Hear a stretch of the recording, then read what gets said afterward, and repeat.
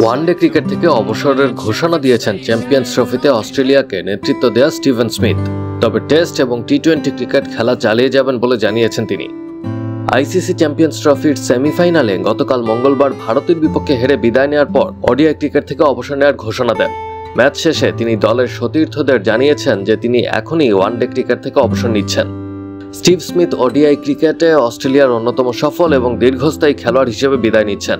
2010 সালে ওয়েস্ট ইন্ডিজের বিপক্ষে লেগ স্পিন অলরাউন্ডার হিসেবে অভিষেক হওয়া স্মিথ 170টি ওডিআই ম্যাচ খেলে করেছেন 5800 রান, 43.28 গড়ে, 12টি সেঞ্চুরি এবং 35টি হাফ সেঞ্চুরি রয়েছে তার।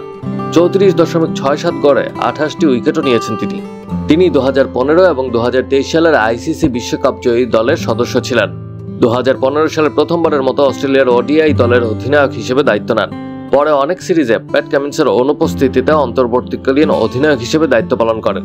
স্মিথ 2015 এবং 2021 সালে অস্ট্রেলিয়ান পুরুষ ODI player of the year এবং 2015 সালে আইসিসি পুরুষ ওডিআই টিম অফ দ্য ইয়ারের সদস্য নির্বাচিত হন।